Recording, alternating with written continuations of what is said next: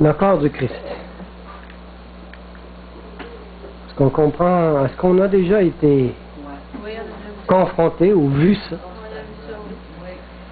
Dans votre jeunesse, dans ma jeunesse, j'ai été enfant de cœur et j'ai dû servir souvent notre curé ou notre prêtre à la messe. Et il disait, lorsqu'il donnait l'hostie à chaque personne, le corps du Christ.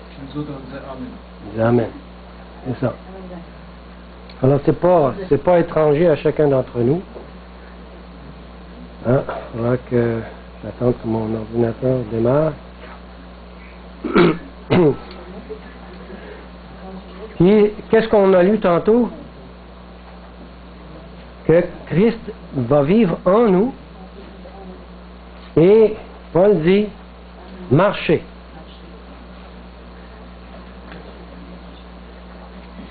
Et lorsque les catholiques on apporte cette idée-là, le corps du Christ, c'est que lorsqu'on mange de ce pain, Christ vit en nous, et nous devrions marcher comme Dieu nous demande de marcher.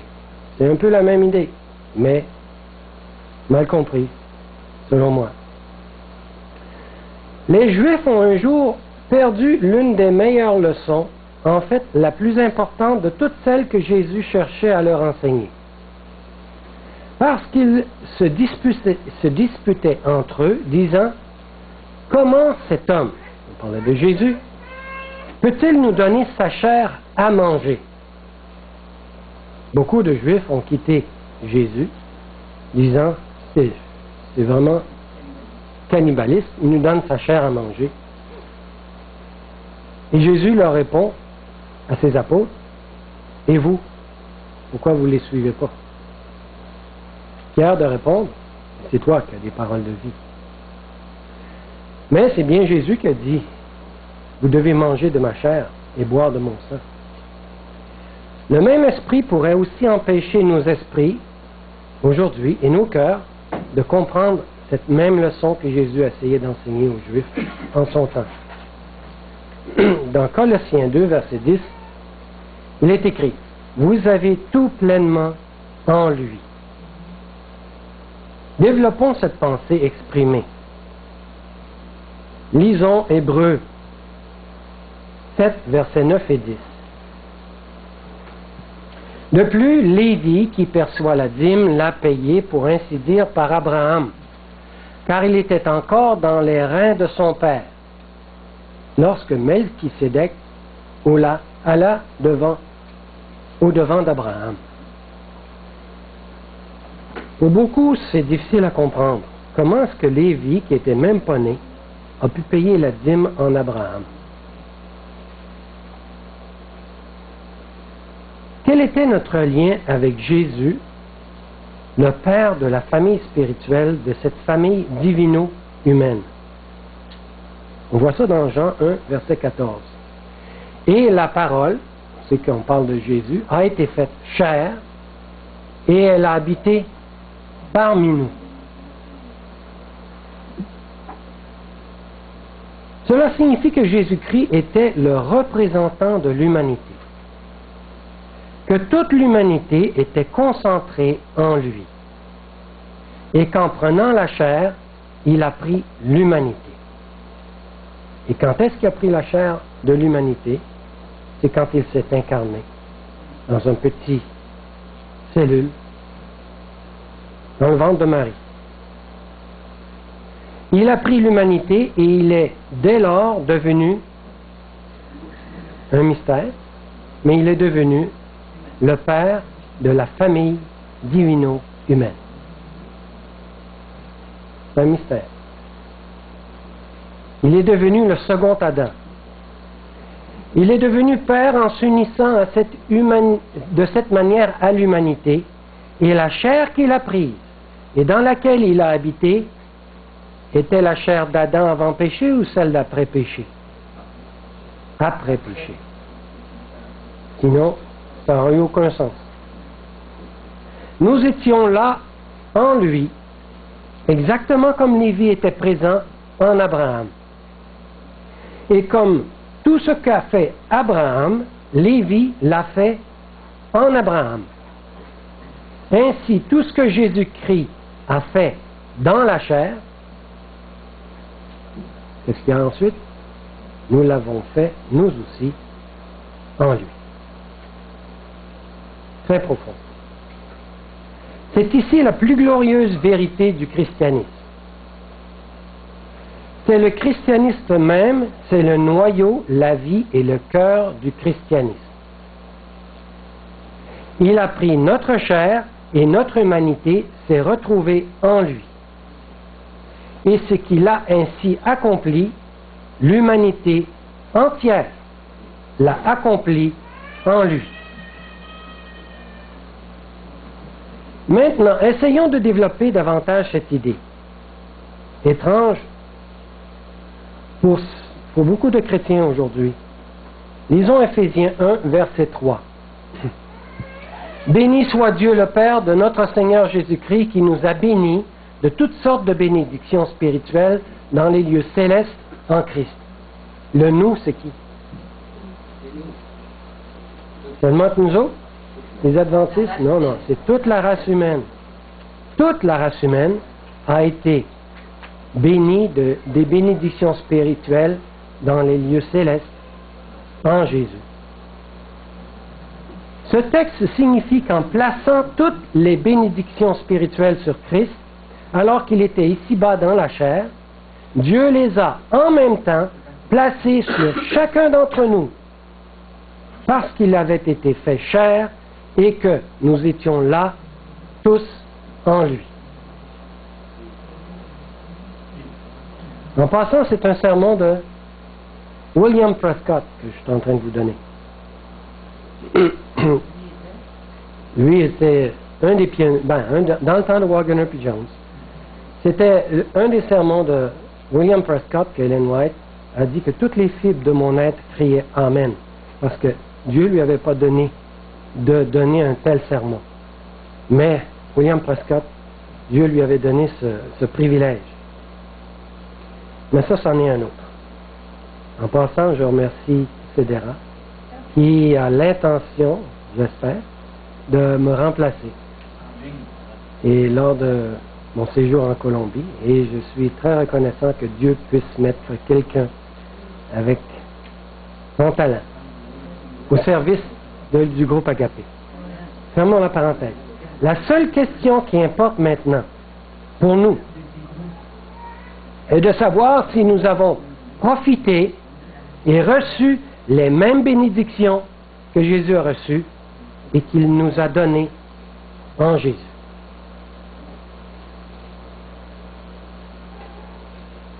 Est-ce que nous voulons en profiter de ces bénédictions? Éphésiens 1, verset 4. En lui, c'est qui? Jésus. Dieu nous a élus. Et c'est quelque chose. C'est une vérité très profonde, mais une vraie. En Dieu, il nous a élus, toute l'humanité. Avant même la fondation du monde, avant même que je naisse, j'étais déjà élu. Vérité qui est difficile à accepter pour certains. Lorsqu'il a élu Jésus-Christ, il nous a tous élus en lui. Amen. Nous avons été élus avant la fondation du monde, en Jésus. Non pas vous et moi en tant qu'individus, élus de préférence à d'autres individus parce que nous sommes adventistes du 7e jour. Notre salut personnellement assuré et exclusif, mais chacun de nous ont été élus en lui. Chacun de nous, c'est en plein ça que je viens de dire. Chacun de nous a été élu en lui. Chaque membre de cette famille divino-humaine a été élu quand il a été élu. Parce que nous étions là tous en lui. Et parce qu'il a été fait chair comme la nôtre. Éphésiens 1, verset 6. À la louange de la gloire de sa grâce qu'il nous a accordée en son bien-aimé. Il nous a accordé cette gloire en Jésus. Et c'est quoi la gloire de Dieu? Mon amour, agapé. Quand le Père a dit à son Fils, celui-ci est mon Fils bien-aimé, en qui j'ai mis toute mon affection. Il adressait en fait ces mêmes paroles à qui? À chaque fils et à chaque fille de cette famille divino-humaine.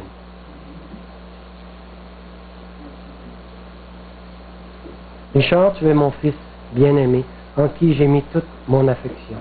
Wilmer, tu es mon fils bien-aimé.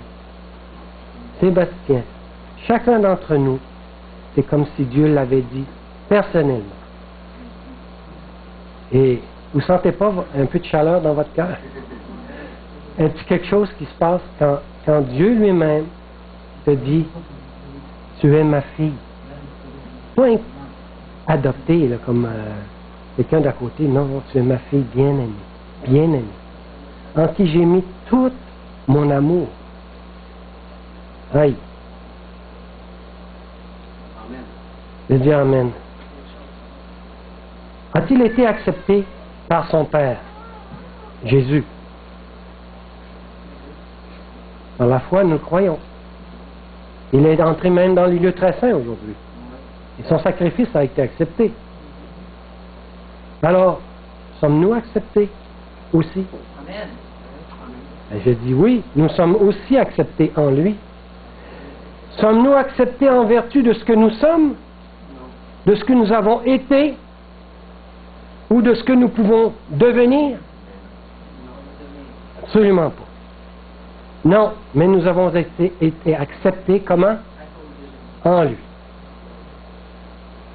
En son bien-aimé. C'est ainsi que nous sommes acceptés en lui. Lisons Éphésiens 1, verset 11. En lui, nous sommes aussi devenus héritiers.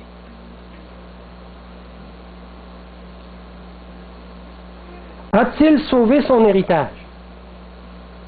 A-t-il racheté son héritage?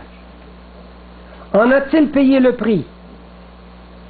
Les épines ont-elles touché son front, comme preuve du fait qu'il a porté la malédiction de la terre, qu'il a porté les souffrances pour la terre, qu'il a ôté la malédiction de la terre et qu'il a récupéré son héritage? Nous avons obtenu l'héritage en lui, qui a obtenu, lui qui l'a obtenu, sauvé et racheté son héritage. Nous l'avons obtenu parce que nous étions là en lui et parce qu'il a été fait chair comme la nôtre. Éphésiens 2, verset 10. Car nous sommes son ouvrage, ayant été créés, comment? En Jésus-Christ. Pour de bonnes œuvres, on ne pourrait rien faire. Que Dieu a préparé d'avance. En plus, Dieu a préparé nos œuvres d'avance, avant même qu'on naisse, afin que nous les pratiquions. Dieu a un plan pour chacun d'entre nous. Il y a des œuvres préparées d'avance pour chacun d'entre nous, parce que quoi? Nous étions tous en lui. Extraordinaire. On n'est pas des deux pics, là, ou des... Ça ne vaut pas la peine de s'occuper de nous autres. Hey, il a déjà tout préparé le terrain pour nous autres. Il a déjà préparé tout le plan, comment on appelle ça, quand tu vas à un job, là? Task description. Description de tâche. Voilà. Voici ce que j'attends de toi. Tu sais, tout ça, là, tu vois toute la liste. Ouais, je ne vais jamais capable de faire ça. Dieu est capable de faire bien plus que l'on peut penser. Quand a-t-il préparé ces bonnes œuvres dans lesquelles nous devons marcher? Lorsque nous étions en lui, bien sûr. Que faut-il faire alors? Pratiquer les bonnes œuvres que Dieu a préparées d'avance afin que nous les pratiquions selon ce que dit l'Écriture dans 1 Jean 2, verset 6. Celui qui dit qu'il demeure en lui. Si vous croyez ça? Est-ce qu'on est en lui? Si j'ai entendu des amen tantôt. S'il dit que je demeure en lui et que je crois à ça, je dois marcher aussi comme il a marché lui-même. Vous êtes aussi bien de marcher sans ça, vous n'allez pas au ciel. Non, c'est pas ça qu'il est en train de dire. Il faut bien comprendre ce que dit l'Écriture. Ce n'est pas un ordre. C'est une simple conséquence. Lorsqu'on croit que nous sommes en Christ, c'est la conséquence qui va arriver. Nous allons marcher en lui. Non pas tant comme une obligation à faire, mais comme une conséquence logique. Pourquoi? Étant donné que Dieu a préparé d'avance les bonnes œuvres pour que nous les pratiquions, celui qui dit qu'il demeure en lui doit marcher aussi comme il a marché lui-même, non pas comme une obligation, mais comme une suite logique. Il doit aussi marcher comme il a marché, comme conséquence. Parce que on est en lui. Colossiens 2, verset 6. Ainsi donc, comme vous avez reçu le Seigneur Jésus-Christ, marchez en lui. C'est pas dit. Ainsi donc, comme vous avez reçu le Seigneur, vous êtes aussi bien de marcher en lui. Certains comprennent ça comme ça. C'est une chose à faire. C'est sûr qu'on va le faire, mais c'est une conséquence de notre foi. Ainsi, nous avons donc été créés en Jésus-Christ pour de bonnes œuvres, et Dieu les a préparées d'avance pour que nous les pratiquions. Alors, si quelqu'un dit, le groupe Agapé, il enseigne qu'on n'a pas besoin de rien faire, c'est-tu trompé ou il dit la vérité? C'est sûr qu'on a à faire quelque chose. Dieu a préparé plein d'œuvres à faire. S'il y a bien un groupe qui enseigne qu'on doit faire des œuvres, c'est bien nous autres. Mais ces œuvres-là sont les conséquences de notre foi. Bien, de celle que Dieu, de la foi de Jésus en nous. Une conséquence logique. Et s'il y a un groupe qui doit dire que nous devons faire des œuvres, c'est bien nous autres. Mais pas comme une obligation, comme une conséquence logique de notre amour ou de l'amour de Dieu qui a mis en nous. Mais comment pratiquer ces bonnes œuvres qu'il a préparées pour nous afin que nous les pratiquions nous aussi? Comment on fait ça? Simplement en marchant en lui. Hey, c'est tout un langage, je ne comprends rien, tu sais, je marche en lui, lui est en moi. Mais c'est une vérité. C'est le langage de la Bible. Marchons en lui. C'est toute une question de foi, une perspective, de voir les choses différentes de charnel. C'est vraiment un langage spirituel que je vous donne en ce moment. Qu'est-ce que c'est marcher en lui? C'est de croire que nous sommes tous en lui. Et quand j'ai dit ce qu'il a fait, mais nous allons le faire aussi. Et c'est une promesse que Dieu nous dit. Ne cesse de résister. Sois pas incrédule. Crois, je vais faire l'œuvre en toi. Parce que tu es en moi. La prière de Jésus dans Jean 17 dit que je prie qu'ils soient un comme nous, moi et toi, nous sommes un. Eux et moi, je prie qu'ils soient aussi un. Tous, l'unité. Alors, simplement en marchant en lui. Éphésiens 2, verset 6. Il nous a ressuscités ensemble. Seulement que les adventistes? Absolument pas. Toute la gang sur cette terre. On est ressuscités ensemble en Jésus. Et il nous a fait asseoir ensemble. Qui? Tout le monde encore. On est assis sur le trône céleste. En Jésus. Et voilà, il le dit, en Jésus-Christ. Il y a quelqu'un qui me disait, « Ouais, Richard, ouais, le parfait. » J'ai dit, « T'as oublié deux mots. » Richard Lemay, le parfait. En Jésus-Christ. Je ne peux jamais être parfait tout seul. Parce que je crois que je suis en lui. Que je crois ce que Dieu me dit. Que je peux avoir la victoire sur le péché. Comme Jésus l'a eu, parce que je suis en lui. Le 5e verset montre que cela veut dire ensemble avec Christ. Car il précise, dans Éphésiens 2, verset 5, il est écrit, il nous a rendus à la vie avec Christ. Ça peut être traduit d'une autre façon, il nous a rendus à la vie en Christ. Parce que la Bible, souvent, on dit avec, on est mort avec Christ sur la croix, mais je n'étais pas là. Il faut saisir qu'on est mort en Christ sur la croix. C'est plus près, plus compréhensible, si on peut dire. Et il nous a fait asseoir ensemble dans les lieux célestes en Jésus-Christ. Il a été fait chair, et il a habité parmi nous, et il est monté au ciel dans cette même chair humaine. De quoi on est? qu'il a monté au ciel avec ma chair, et que c'est un homme comme moi qui est assis sur le trône céleste, et que dans cet homme, toute l'humanité est en lui, parce qu'il est le deuxième Adam. C'est les vérités formidables. C'est un autre évangéliste qui disait ça, une vérité qu'il lui avait saisie. Il y a un homme qui est assis dans le trône de l'univers. On sait c'est qui. Puis, ayant fait la Spurgeon, son nom, vous voulez, c'est un bon évangéliste. Il y a beaucoup de bonnes vérités qu'il a trouvées, malgré qu'il gardait le dimanche et tout ça. Puis, ayant fait la purification de nos péchés, il s'est assis à la droite du trône de la majesté céleste. Lorsqu'il est monté au ciel, nous y sommes qui? Nous tous montés en lui. Lorsqu'il s'est assis à la droite du trône de la majesté céleste, nous étions aussi assis là en lui. L'humanité est là dans le ciel. Nous, notre humanité, notre chair est là et nous sommes assis là en lui, parce qu'il est le père de cette famille. Et parce que chaque fils est en lui, tout comme Lévi était en Abraham, et a payé la dîme en lui, même s'il n'était pas encore né.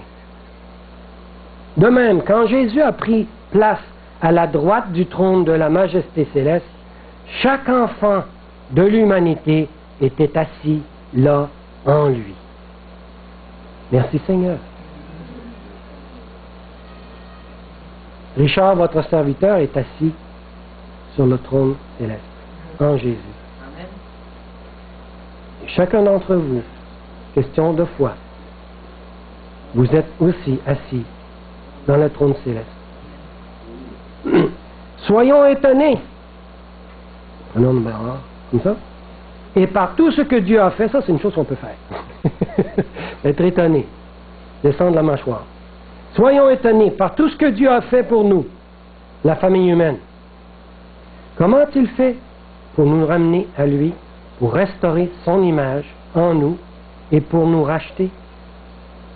Par la condescendance de Jésus-Christ, en venant ici-bas pour prendre notre chair pécheresse, pas une chair simple, une chair pécheresse, s'unir à la famille humaine et devenir le père de la famille, se joindre à nous par la naissance, par les liens les plus étroits, les liens qui ne seront jamais brisés pendant l'éternité, afin d'accomplir le plan de la rédemption. Quand on va être au ciel, les gens de l'univers, même aujourd'hui, ils sont étonnés. C'est une petite terre, un petit point comme ça dans l'univers, que Dieu, son trône, va descendre ici. Ça va être le centre de l'univers. Et vous voyez, c'est ça, l'amour. L'amour agapé. On a de la misère, nous êtres humains, à se détacher de notre égoïsme et de saisir ce qu'est l'amour agapé. Et jusqu'où est-ce que ça peut aller. Mais quand on contemple ça, c'est ça en fait, contempler l'amour agapé. La croix en est un exemple sublime de ce qu'est l'amour agapé. De ce que Dieu a pu faire pour l'humanité. Il a tout donné en donnant son Fils. Voilà l'amour de Dieu en Jésus-Christ. Il n'est pas simplement venu nous visiter comme un simple voyageur pour régler une affaire. Après ça, on tourne au ciel, salut, ma job est faite. Il est venu dans ce monde et il est devenu ce que nous sommes. Il a accompli le plan de la rédemption. Il a rassemblé en lui toute l'humanité, invitant le Père à le traiter comme le représentant de l'humanité. Le chef de la gang de pécheurs. Le chef de ceux qui se sont rebellés. Le chef de ceux qui ont dit à Satan, OK, tu peux venir nous diriger. Il a accepté. Et c'est une... Et le Moïse a dit, et si ça aurait été seulement pour une seule personne, il l'aurait fait. Voilà où se mène l'amour agapé. C'est ainsi ce qu'il a fait. Nous l'avons fait en lui et nous recevons gratuitement les bénéfices de tout ce qu'il a fait. Ce que nous avons fait, il ne l'a pas fait, mais il a été traité, ce que nous avons fait comme péché en fait, il ne l'a pas fait, mais il a été traité comme s'il avait fait le péché. Et il en a reçu toutes les conséquences, comme s'il avait péché. C'était vraiment l'amour de Dieu en Jésus-Christ. Lisons Romains 6, verset 6. Sachant que notre vieil homme, ça c'est encore ça de prophétie, là, le vieux Richard Lemay, le vieux Alain Coussette, le vieil. Sachant que notre vieil homme a été crucifié en lui, c'est mieux ça qu'avec lui, afin que le corps du péché fût détruit, c'en est fait du péché, là, pour que nous soyons plus esclaves du péché. C'est pas vrai ça? C'est une vérité. Dieu, il veut nous donner la victoire sur le péché. Quand il va revenir? Non. Tout de suite.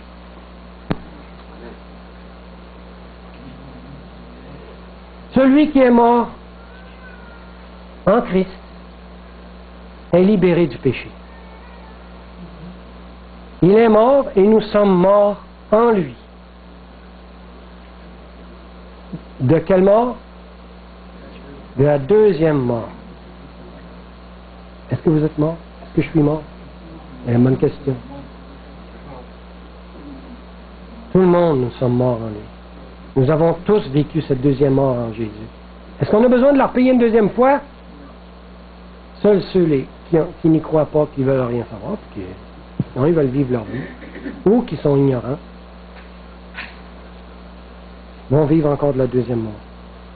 Les brebis, tantôt, qu'on voyait pour les enfants, est-ce qu'ils savent, ces brebis-là, qu'elles sont égarées? Il y a de l'herbe, la bonne herbe, là. La bonne herbe, là, la bonne herbe, là. Hey, elle est bonne, celle-là, là. Elle est bonne, celle-là. Penses-tu qu'ils savent ce qu'ils sont rendus? Pas en tout. La majorité des gens ne savent même pas ce qu'ils font ici sur cette terre. Et pour quelle raison on est ici? Et où est-ce qu'on s'en va? On se pose encore la même question dans la télévision. C'est quoi la mort? On va où, là? Puis on spécule, plein d'affaires. On met du spiritisme mélangé à tout ça. Les gens, on est, comment dire ça? Ignorants, c'est le bon mot. Si nous sommes morts en Jésus, nous savons que nous revivrons aussi en lui. Romains 6, verset 11. Ainsi, vous-même, ça c'est comme, Paul parle à l'humanité, là. Paul pas seulement qu'à des chrétiens ou des Romains ou les Juifs. Ainsi, vous-même, regardez-vous comme morts au péché. Parce que Christ a payé. Et comme vivant pour Dieu en Jésus-Christ. Si l'on vit aujourd'hui, si on respire aujourd'hui, c'est grâce au sacrifice de Jésus. Si on peut manger de la nourriture aujourd'hui, c'est grâce au sacrifice de Jésus. Tout ça, c'est grâce à lui. Hébreux 2, verset 9. Mais celui qui a été abaissé pour un peu de temps au-dessous des anges, on le spécifie, pour ceux qui ne savent pas, Jésus. Parce qu'il parlait des Juifs. Là. Bien des Juifs qui n'aimaient pas l'idée que c'est un Jésus là, qui a été abaissé au-dessus des anges. Nous le voyons couronné de gloire et d'honneur par la foi. À cause de la mort. Quelle mort? La deuxième mort. À cause de la mort qu'il a soufferte. Afin que par la grâce de Dieu, il souffrit la mort pour tous. Cette deuxième mort. Il l'a subi pour toute l'humanité. Alors, ça sert à qui, ça, l'enfer, d'abord? À ceux qui ne veulent pas mourir? Non. L'enfer n'a jamais été préparé pour la race humaine. C'était juste pour Satan et ses anges. Mais ceux qui veulent y aller avec lui, puis que ça les intéresse de subir la même chose que Satan, ben, Dieu ne les retiendra pas. Son amour agapé les laisse agir, les laisse croire. Mais l'enfer n'a jamais été préparé pour l'humanité. Comment pouvait-il goûter la mort pour chaque homme? Ce fut possible parce que chaque homme était en lui. Parce qu'il avait revêtu sa divinité de l'humanité. Ça, c'est encore un mystère. Comment il a pu faire ça? C'est extraordinaire. Jésus, lorsqu'il a décidé dans le conseil céleste, avant même qu'il a créé la terre, savait qu'il allait devoir s'incarner dans l'humanité. Et lorsque Jésus s'est incarné dans l'humanité, il s'est incarné, il est devenu péché à ce moment-là. Parce qu'il a revêtu une nature pécheresse. Quand on est une nature pécheresse, on est considéré comme péché. Et Jésus s'est fait péché pour nous, pas au moment de la croix. C'est lorsqu'il est descendu dans l'humanité qu'il s'est incarné. Il est devenu péché. Il a vécu à nos côtés dans une atmosphère pestilentielle de péché qui l'entourait. Et lui n'a jamais péché. Et ça démontre que dans une nature pécheresse, nous pouvons avoir la victoire parce que lui l'a eu. Amen. Et gloire à Dieu, sa grâce est suffisante. Amen. Remarquez les nombreuses façons dont les Écritures témoignent ce fait. Et il a été tenté comme nous en toutes choses. C'est écrit ça. Les tentations de l'humanité se sont retrouvées en lui. On voit ça dans Isaïe 53, verset 6. Nous étions tous errants comme des brebis. Il n'y a pas personne ici qui va pouvoir dire que je n'ai jamais péché. On est tous des pécheurs. Chacun suivait sa propre voie, même encore aujourd'hui. Et l'Éternel a fait retomber sur lui l'iniquité, la pénalité de toute l'humanité. Ça, c'est une vérité. Toutes ces choses sont retrouvées en lui. Se sont retrouvées en lui. Il a été fait péché et non pas pécheur. C'est une distinction. Il a été fait péché, mais il l'a fait devenir péché pour nous, lui qui n'a jamais connu aucun péché. Il s'est chargé de tout. Il a porté tous nos péchés. On voit ça dans Isaïe 53, versets 4 et 5, juste avant. Cependant, ce sont nos souffrances qu'il a portées, c'est nos douleurs qu'il s'est chargé, et nous l'avons considéré comme puni, frappé de Dieu et humilié. Mais il était blessé pour nos péchés, brisé pour nos iniquités. Le châtiment qui nous donne la paix, en fait la vie éternelle, est tombé sur lui. Et c'est par ces meurtrissures que nous sommes guéris. À cause de ces meurtrissures, nous pouvons avoir une vie de victoire.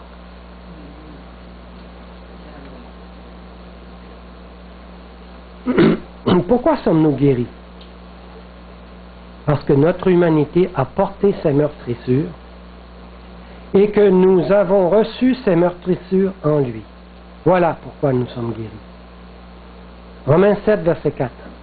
De même, mes frères, vous aussi vous avez été, par le corps de Christ, mis à mort. La deuxième mort, en ce qui concerne la loi. Parce que la loi exigeait une deuxième mort pour les pécheurs. Vous avez été mis à mort. Notez que la forme de l'expression « vous avez été ». C'est pas écrit « vous êtes mis à mort ». Vous avez été passé. Hébreux 10, verset 5. Quand est-ce qu'on a été mis à mort? Au passé? C'est quand Jésus a subi cette mort. C'est pourquoi Christ, entrant dans ce monde, dit « Tu n'as voulu ni sacrifice, ni offrande, mais tu m'as formé, revêtu d'un corps. » Et ce corps, c'était un corps de péché. Et c'est là que Jésus est devenu péché pour l'humanité. Il a été fait chair et il a habité parmi nous. Nous étions ainsi le corps et il s'est revêtu de nous, afin que nous puissions à notre tour, nous, se revêtir de lui. Car l'Écriture dit, revêtez-vous, on voit ça dans Romains 13, 14, revêtez-vous du Seigneur Jésus-Christ. Il s'est revêtu de nous et il nous dit, revêtez-vous de moi. Mais nous n'aurions jamais pu le faire s'il ne s'était pas d'abord vêtu de nous. Hébreux 10, verset 10. C'est en vertu de cette volonté que nous sommes sanctifiés par l'offrande du corps de Jésus une fois pour toutes. C'est ça, être revêtu de la nature de Jésus, c'est la sanctification. Maintenant, comment a-t-il été possible que nous soyons mis ou que nous ayons été mis à mort en ce qui concerne la loi par le corps de Christ?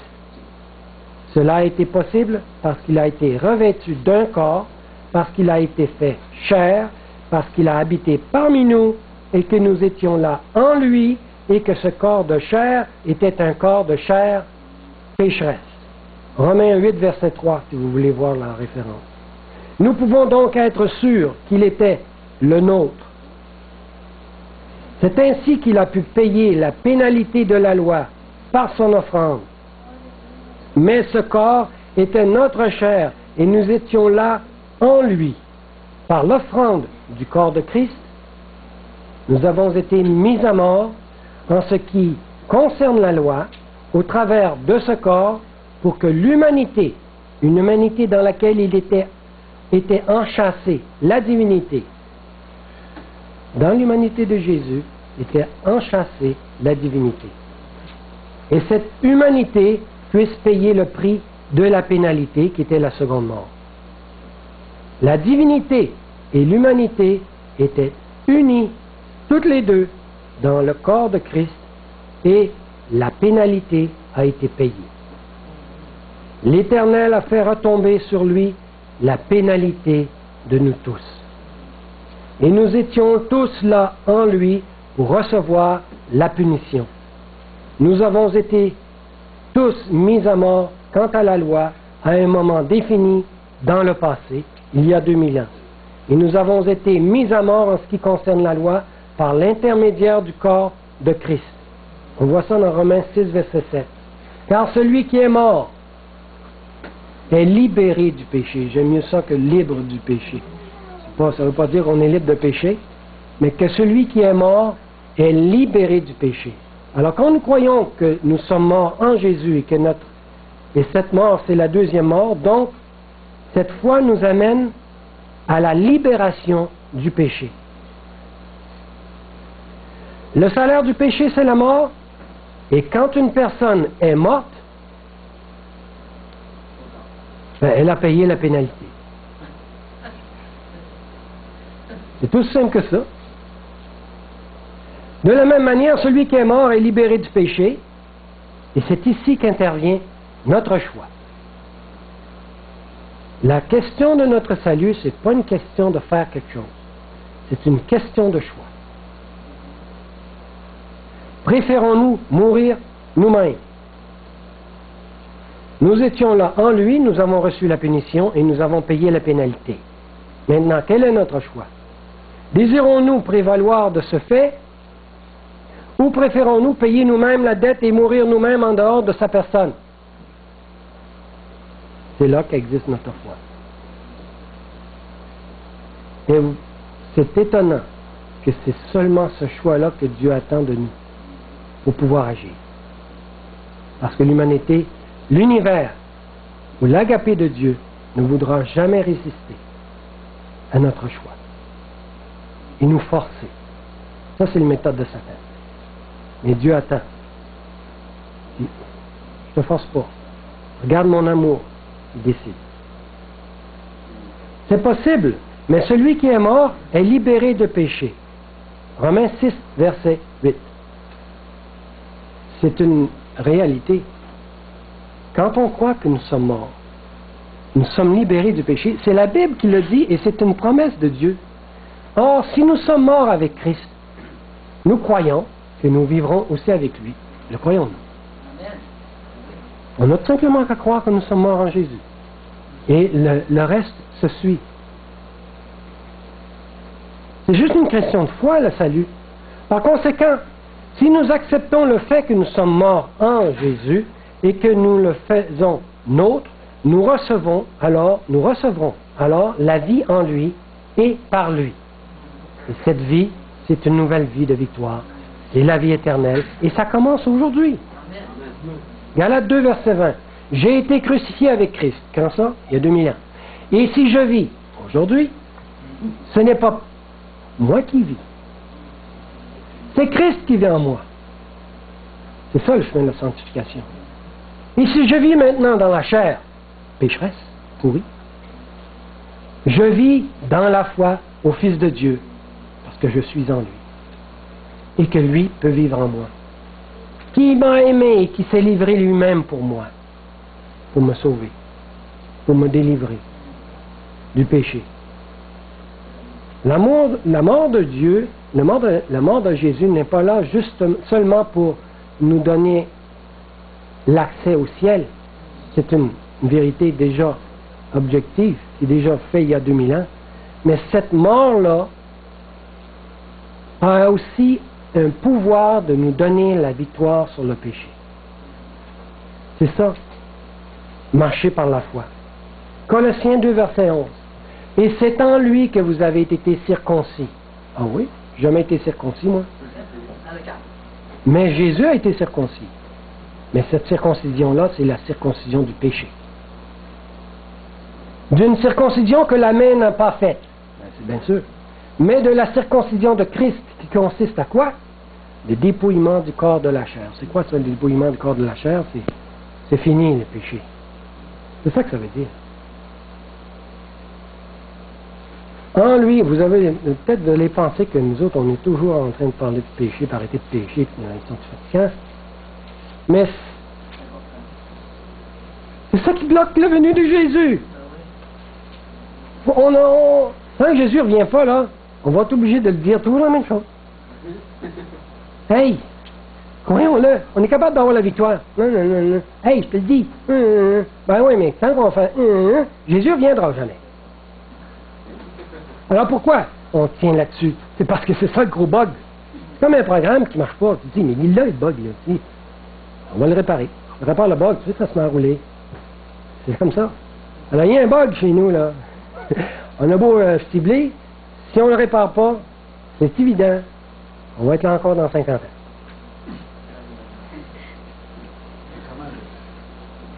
Ben, croyons-y. Là, comment croire? C'est bien compliqué ton affaire, là, comment croire? Parce que l'Église a ça fait longtemps. Tu sais.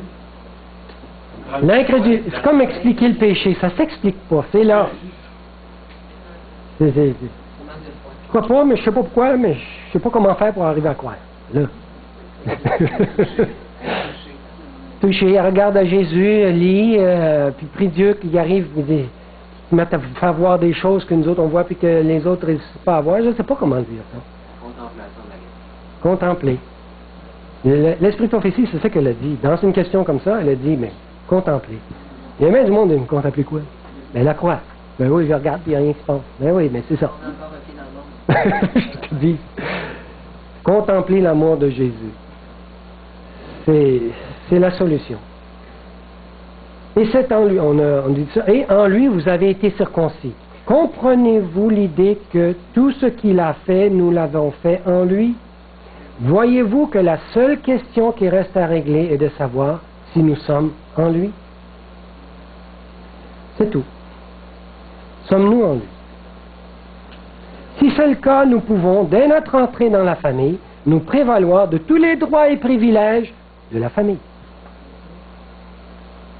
Aussitôt que nous entrons dans la famille par la foi, nous entrons en possession de tout ce que le Père a et tout ce que la famille a. Les enfants ont certains droits sur tout ce que le Père a bâti comme héritage. Sur tout ce qu'il possède comme propriété, même s'il n'y a pas d'héritage, même s'il n'y a pas fait d'héritage, quand il meurt, ben, la simple logique, c'est que ses biens s'en vont à ses enfants. C'est simple logique. Et la loi le reconnaît. Que ce que le Père avait, s'il meurt, ben, ses enfants peuvent l'avoir. Peut-on alors s'étonner que ce que l'apôtre Jean dit et qu'il se soit soudain exclamé dans 1 Jean 3:1, voyez quel amour le Père nous a témoigné pour que nous soyons appelés tous enfants de Dieu. Ainsi, en tant que fils et membre de la famille, tout ce qu'il a fait nous appartient. Tout ce qu'il possède est à nous. Tout ceci nous est accordé dès notre naissance dans la famille, au moment même où nous devenons fils de Dieu. La question qui surgit ensuite est, qu'en est-il de l'expérience chrétienne dans un tel contexte? Tout est en lui. Tout ce que nous faisons, nous le faisons en lui. Si nous luttons en lui. Tout est en lui et l'expérience chrétienne peut se résumer ainsi. Ce que nous avons fait en lui à ce moment-là, sans aucun choix de notre part, il le fera maintenant en nous, en vertu de notre propre choix. Tout ce qu'il a fait, sans notre choix, maintenant, nous pouvons le faire par notre choix. Nous aurons ensuite une expérience chrétienne riche et valable. Tout ce que nous avons fait en lui l'a été, sans choix ni consentement de notre part. Sans même que nous l'avoir demandé si nous le voulions. Il s'est présenté, il a pris notre chair, et selon notre choix, maintenant il peut venir habiter en nous. On est en lui sans notre choix, mais il va venir en nous avec notre choix. Croyons-le, il veut et peut venir habiter en nous. Il le veut, on le voit dans la prière. Maintenant, il désire que ce qui a été fait en lui, sans aucun choix ni décision de notre part, il puisse aussi le faire en nous, en vertu de notre choix et avec notre consentement volontaire, et que notre choix soit toujours constant à tous les jours et à tous les matins que l'on se lève. Restons donc en lui, continuons à le choisir et à être en lui. Voilà ce qu'est l'expérience chrétienne. Jusqu'à la fin de nos jours. C'est l'expérience que Paul nous présente dans son épître aux Galates. Quand dans Galates 1, versets 15 et 16, il est dit « Mais lorsqu'il plut à celui qui m'avait mis à part dès le sein de ma mère et qui m'a appelé par sa grâce, de révéler en moi son Fils. » C'est le plaisir de Dieu de révéler son Fils en nous. C'est maintenant le bon moment de mentionner que cette union, en vertu de laquelle nous sommes en lui, est d'une telle nature qu'elle rend possible à Dieu de venir habiter en nous et qu'il puisse ainsi révéler son Fils en moi. Nous sommes tous appelés à participer à la nature divine. Tous. 2 Pierre 1, verset 4. Afin que par elle, les plus précieuses promesses, vous deveniez participants de la nature divine. Et ça, c'est la volonté de Dieu. 1 Jean 4, verset 2. Reconnaissez à ceci l'Esprit de Dieu. Tout esprit qui confesse que Jésus-Christ est venu en chair est de Dieu. En chair. Tout esprit, c'est la base. En fait, tout esprit qui confesse que Jésus est venu dans une chair pécheresse est de Dieu. C'est ça qu'il veut dire, Paul, aux gens. C'est la base même et le fondement général du christianisme. Et en second lieu, la vie et l'ensemble du christianisme de chaque individu. C'est-à-dire Christ en lui, l'espérance de la gloire. Et cette espérance de la gloire, c'est quoi? La libération de la puissance du péché et la manifestation de l'agapé de Dieu en nous. On a compris ça? Merci Seigneur pour cette grande vérité. Voilà ma prière. Seigneur, fais maintenant de nous ce que tu désires faire depuis si longtemps. Amen.